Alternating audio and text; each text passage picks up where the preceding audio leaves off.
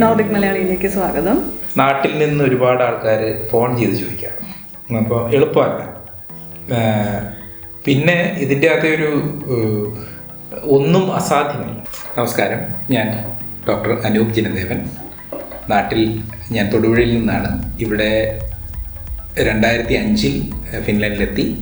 2010 മുതൽ Helsinki city health സർവീസിൽ work ചെയ്യുന്നു. അപ്പോൾ ഇപ്പോൾ ഇവിടെ ഫിൻലൻഡിൽ നാട്ടിൽ നിന്ന് ഡെന്റിസ്റ്റ് ക്വാളിഫിക്കേഷനൊക്കെ ഉള്ള ഇപ്പോൾ സ്പൗസിൻ്റെ കൂടെയൊക്കെ വന്നിരിക്കുന്ന ഒരുപാട് പേരുണ്ട്. അപ്പോൾ അവർക്ക് ഈ മേഖലയിലേക്ക് കടക്കണം എന്നുണ്ടെങ്കിൽ എന്താണ് പ്രൊസീജിയർ?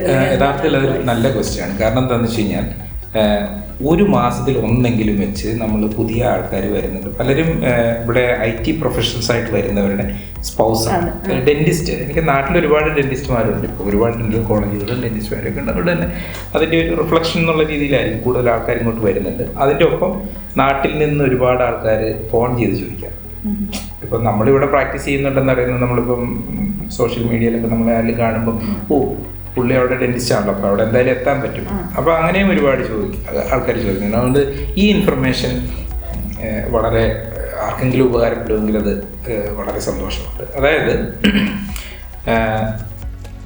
ഡെന്റിസ്ട്രിക്ക് ഇവിടെ ഒരു മാസ്റ്റർ ഡിഗ്രിയോ അല്ലെങ്കിൽ പറഞ്ഞാൽ നമ്മൾ നാട്ടിൽ നിന്ന് ഇവിടെ വന്ന് പൈസ കൊടുത്തൊരു മാസ്റ്റർ ഡിഗ്രി ചെയ്ത് ഇവിടെ അതിൻ്റെ രജിസ്ട്രേഷൻ പ്രോസസ്സിലേക്ക് വന്ന് ജോലി ചെയ്യാം എന്നുള്ളൊരു സംവിധാനമില്ല. ഇവിടെ മാസ്റ്റർ ഡിഗ്രി തന്നെ ബേസിക് അണ്ടർ ഗ്രാജുവേറ്റ് ഡിഗ്രിക്ക് ശേഷം 2 വർഷം പബ്ലിക് സർവീസിൽ ജോലി ചെയ്ത് കഴിഞ്ഞാൽ മാത്രമേ മാസ്റ്റർ ഡിഗ്രി ചെയ്യാൻ എലിജിബിൾ ആകും. അപ്പോൾ നമ്മളിവിടെ വന്ന് മാസ്റ്റർ ഡിഗ്രി ഉള്ള ഒരാളാണ് നാട്ടിൽ നിന്ന് ഇവിടെ വരുന്നതെങ്കിൽ പോലും അവർ 2 വർഷം രജിസ്ട്രേഷൻ പ്രോസസ്സിന് ശേഷം 2 വർഷം ഇവിടെ പബ്ലിക് സർവീസിൽ വർക്ക് ചെയ്ത് അതിന് ശേഷമാണ് മാസ്റ്റർ ഡിഗ്രി എടുക്കാൻ പറ്റുള്ളൂ. മാസ്റ്റർ ഡിഗ്രിയോ അണ്ടർ ഗ്രാജുവേറ്റ് ഡിഗ്രിയോ ബാച്ചിലർ ഡിഗ്രി ഇംഗ്ലീഷ് ലാംഗ്വേജിലില്ല. അപ്പോൾ ഫിൻലൻഡിൽ വന്ന് ഡെന്റിസ്ട്രിയിൽ ബാച്ചിലർ ഡിഗ്രി പഠിക്കാനോ മാസ്റ്റർ ഡിഗ്രി പഠിക്കാനോ സാധ്യമല്ല. ആകെ നമുക്ക് ചെയ്യാവുന്ന ഒരു കാര്യം ഈ പറയുന്നത് പോലെ നമ്മളുടെ ഡിഗ്രി ഇവിടെ വാലിഡാണ്, ആ രജിസ്ട്രേഷൻ പ്രോസസ്സിൽ അപ്ലൈ ചെയ്യുക, അവർ പറയുന്ന രീതിയിലുള്ള കാര്യങ്ങൾ ചെയ്യുക, ആ രജിസ്ട്രേഷൻ പ്രോസസ്സ് ചെയ്യുക എന്നുള്ളതാണ് ആദ്യം ലാംഗ്വേജ്. അതിനുശേഷം ഇപ്പോൾ ഗവൺമെൻറ് പുതിയതായിട്ടൊരു അറ്റാച്ച്മെൻ്റ് എന്ന് പറഞ്ഞിട്ടൊരു പ്രോസസ്സ് ഇൻട്രൊഡ്യൂസ് ചെയ്തിട്ടുണ്ട്. അതായത് 6 മാസമാണോ 4 മാസമാണോ എന്ന് എനിക്ക് കറക്റ്റ് അറിയില്ല. പക്ഷേ ഒരു ടൈം പീരീഡ് നമ്മൾ ഒരു പബ്ലിക് സെക്ടർ യൂണിറ്റിൽ ഈ ഡെന്റിസ്ട്രിയുടെ പ്രൊസീജിയേഴ്സ് എല്ലാം കണ്ടു പഠിക്കാൻ വേണ്ടിയിട്ട് നിൽക്കണം. അത് ഏതെങ്കിലും ഒരു യൂണിറ്റ് അവരെ പെർമിറ്റ് ചെയ്യുമ്പോൾ മാത്രമേ അങ്ങനെ കിട്ടുള്ളൂ. അല്ല നമ്മൾ ചെന്ന് ഏതെങ്കിലും ഒരു ഹോസ്പിറ്റലിൽ ചെന്നിട്ട് ഞാനൊരു ഡെന്റിസ്റ്റാണ്, എനിക്ക് കാണാൻ വേണ്ടി ഇവിടെ പെർമിഷൻ തന്നെന്ന് പറഞ്ഞാൽ തരില്ല. അവർ തന്നെ എന്തൊക്കെയോ പ്രോസസ്സിൽ ആണത് ചെയ്ത് കൊടുക്കുക. പക്ഷേ വരാറുണ്ട് ആൾക്കാർ, കണ്ടു നിൽക്കാറുണ്ട്, അവർ പരീക്ഷ എഴുതാറുമുണ്ട്. അപ്പോൾ ആ ഒരു പ്രോസസ്സ്, അതിനുശേഷം ഈ തിയറി എക്സാമിനേഷൻ, പ്രാക്ടിക്കൽ എക്സാം ഇതെല്ലാം എഴുതി പാസ്സായി രജിസ്ട്രേഷന് ശേഷം ആണ് നടക്കുകയുള്ളൂ. ഇപ്പോൾ എൻ്റെ അറിവ് ശരിയാണെങ്കിൽ 10 പേരിൽ കൂടുതൽ ഡെന്റിസ്റ്റുമാർ ഇവിടെ എനിക്ക് പരിചയമുള്ള ആൾക്കാരുണ്ട്. അതുകൂടാതെ ഒരു ഫേസ്ബുക്ക് ഗ്രൂപ്പുണ്ട്. അതിൻ്റെ അകത്ത് എനിക്ക് തോന്നുന്ന ഒരു 60-70 ആൾക്കാരുണ്ട്, വിവിധ നാഷണാലിറ്റിയിലുള്ള ഡെന്റിസ്റ്റുമാരുടെ പ്രാക്ടീസ് ചെയ്യാൻ വേണ്ടിയിട്ട് ട്രൈ ചെയ്യുന്നവർ. അപ്പോൾ എളുപ്പമല്ല. പിന്നെ ഇതിൻ്റെ അകത്തൊരു ഒന്നും അസാധ്യമല്ല. ഓക്കെ, ഇപ്പോൾ ഫിൻലൻഡിൽ 7 ഇന്ത്യക്കാരാണ് ഉള്ളത് എന്നാണ് എൻ്റെ വിശ്വാസം. ഒരു സ്റ്റാറ്റിസ്റ്റിക്സ് കാണിച്ചതിൻ്റെ അത് എഴുതിയിട്ടുണ്ടായിരുന്നു. അതിൽ എൻ്റെ ഓർമ്മ ശരിയാണെങ്കിൽ 7-ൽ 6 മലയാളികളാണ്. അപ്പോൾ നമ്മളാണ് ഇതിൽ സക്സീഡ് ചെയ്തിരിക്കുന്നത്. പിന്നെ ഇത് അസാധ്യമല്ല, പക്ഷെ ശ്രമിക്കണം. ആ പ്രോസസ്സിൽ കൂടി തന്നെ പോവുകയും വേണം. ഷോർട്ട് കട്ടുകളില്ല, ഇത്രയൊക്കെ ഉള്ളൂ. പ്രോസസ്സ് ബുദ്ധിമുട്ടാണ് എന്നുള്ളൊരു വസ്തുതയാണ്. പക്ഷെ ആ പ്രോസസ്സ് ചെയ്യാൻ പറ്റാത്തത്ര ബുദ്ധിമുട്ടില്ല.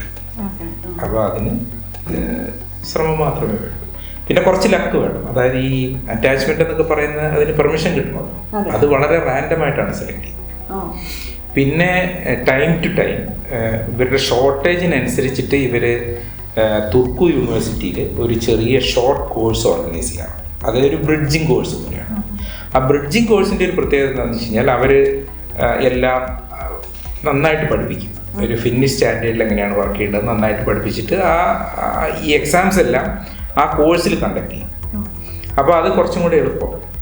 എക്സാമിന് മുമ്പ് നമുക്ക് അതിൻ്റെ പ്രിപ്പറേഷൻ മെറ്റീരിയൽസും നമ്മളെ സൂപ്പർവിഷനും നമുക്ക് പ്രാക്ടിക്കലി ചെയ്യാനുള്ളതില്ല. തന്നെ ഈ എക്സാം എഴുതാൻ ഇറങ്ങി തിരിച്ചാൽ ഇതെല്ലാം നമ്മൾ തന്നെ കണ്ടുപിടിക്കേണ്ടി വരും. അപ്പോൾ അങ്ങനെ ഒരു ഇതായിരുന്നു. പക്ഷേ ആ കോഴ്സ് എപ്പോഴും നടത്താറില്ല. എനിക്ക് തോന്നുന്നു 2010 ശേഷം 2 തവണയാണ് അവർ ആ കോഴ്സ് നടത്തിയിരുന്നത്. ഒരു തവണ ഏതാണ്ട് 2 3 അല്ല എനിക്ക് തോന്നുന്നു 6 ബാച്ച്, 2 പേരുള്ള 6 ബാച്ച് വെച്ചിട്ട് എനിക്ക് 12 പേർക്ക് അവസരം കൊടുത്തു. അത് കഴിഞ്ഞിട്ട് പിന്നെ ഒരു കോഴ്സ് ഓർഗനൈസ് ചെയ്തിട്ട് അത് കുറച്ചും കൂടെ കൂടുതൽ നമ്പർ എടുത്തിരുന്നു. അത്ര കറക്റ്റ് എനിക്കറിയില്ല. അങ്ങനെ വളരെ ചെറിയ നമ്പറിലേ ഉള്ളൂ എങ്കിലും ഈ പ്രോസസ്സിലും അവർ ആൾക്കാരെ എടുക്കാറുണ്ട്. അവിടെയും കിട്ടിയാൽ ഭാഗ്യം, അതാണ്. അപ്പോൾ അങ്ങനെ കോഴ്സ് നടത്തിയപ്പോൾ അതിൽ എന്താ പറയുക അഡ്മിഷൻ കിട്ടാൻ എൻ്റെ വൈഫിനൊരു അവസരം കിട്ടിയിട്ടുണ്ട്. പുള്ളിക്കാരി അതിൽ കൂടി പാസ്സായതാണ്.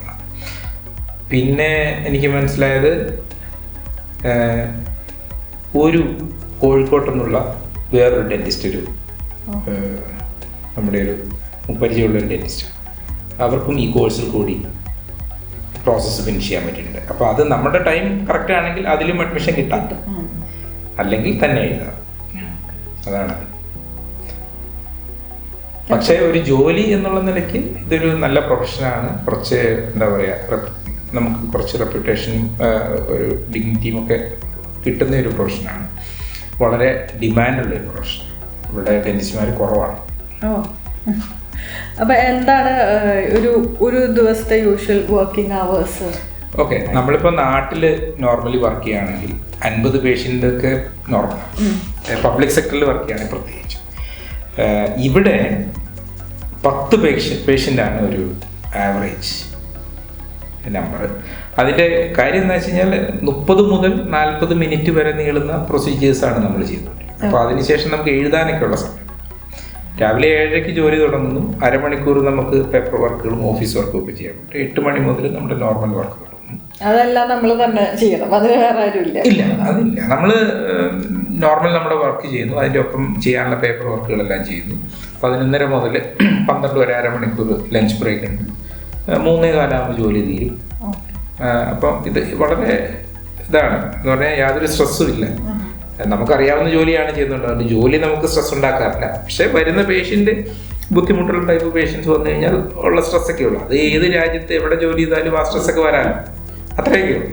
കോംപ്ലിക്കേറ്റഡ് ആയിട്ടുള്ള കേസസ് വരുമ്പോഴോ അല്ലെങ്കിൽ നമുക്ക് എന്തെങ്കിലും റെഫറൻസോ അല്ലെങ്കിൽ ഒരു എക്സ്പെർട്ട് ഒപ്പീനിയനോ ഒക്കെ വേണമെങ്കിൽ അതിനൊക്കെയുള്ള സംവിധാനങ്ങൾ വളരെ എഫക്റ്റീവായിട്ട് ഇവർ ഓർഗനൈസ് ചെയ്തിട്ടുണ്ട്.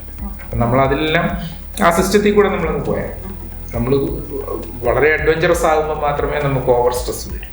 അഡ്വഞ്ചറസ് ആവാതെ നോർമലായിട്ടുള്ള കാര്യങ്ങളൊക്കെ വർക്ക് ചെയ്ത് കഴിഞ്ഞാൽ വളരെ വളരെ എളുപ്പമാണ്. നാട്ടിലെ വെച്ച് നോക്കുമ്പോൾ വളരെ വളരെ സ്ട്രെസ് ഫ്രീ ആയിട്ട് ഡെന്റിസ്റ്റ് പ്രാക്ടീസ് ചെയ്യാം. പ്രൈവറ്റിലെ സിറ്റുവേഷൻ ഡിഫറെൻ്റ് ആണ്.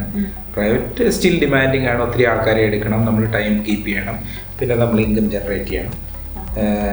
ഗവൺമെൻറ് സർവീസിൽ വർക്ക് ചെയ്യുമ്പോൾ നമ്മൾ ഈ റവന്യൂ ജനറേഷനെ കുറിച്ച് ഓവറായിട്ട് ബോധർ ചെയ്യേണ്ട കാര്യം. നമ്മൾ വരുന്ന പേഷ്യൻറ്റിനെ നമ്മൾ കറക്റ്റായിട്ട് ട്രീറ്റ് ചെയ്യാമെന്നത് മാത്രമേ നോക്കിയാൽ. നമ്മുടെ റിസർവേഷൻ ചാർട്ട് ഗവൺമെൻറ് തന്നെ ഫില്ല് ചെയ്ത് തരികയാണ്.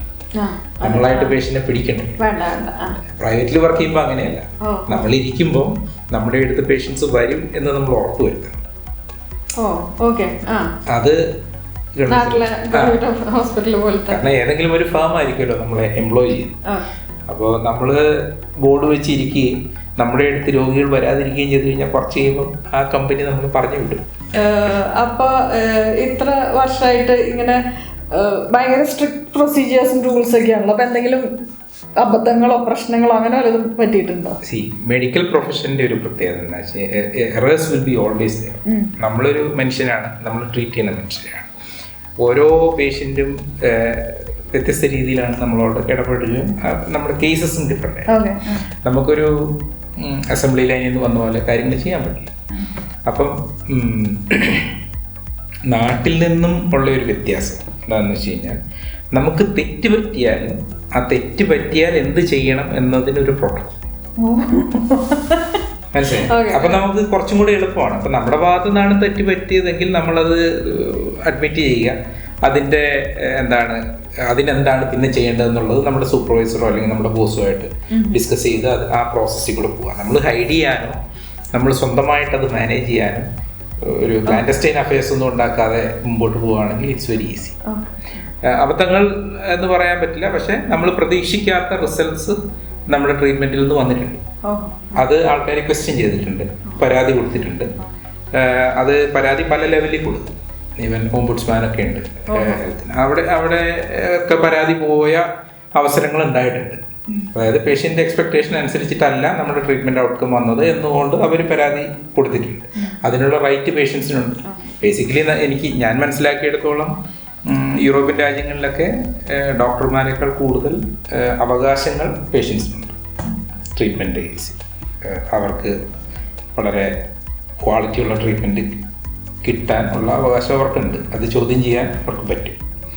അപ്പോൾ പരാതികൾ എനിക്ക് തോന്നുന്നത് ഓൾമോസ്റ്റ് എല്ലാവർക്കും എന്തെങ്കിലുമൊക്കെ തരത്തിലുള്ള പരാതികൾ ഉണ്ടാകും. ഭയങ്കര വലിയ പരാതികളൊന്നും വന്നില്ല.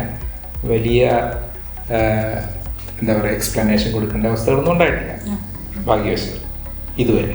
നാളെ എന്ത് എന്ന് നമുക്ക് പറയാൻ കഴിയും. അപ്പോൾ എത്ര നേരം ഞങ്ങളുടെ കൂടെ ഇത്രയൊക്കെ ഇൻഫർമേഷൻ പറഞ്ഞ് ടൈം സ്പെൻഡ് ചെയ്തതിന് ഒരുപാട് നന്ദിയുണ്ട്.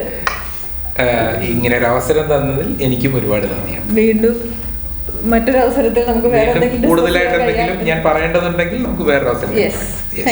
Thank you.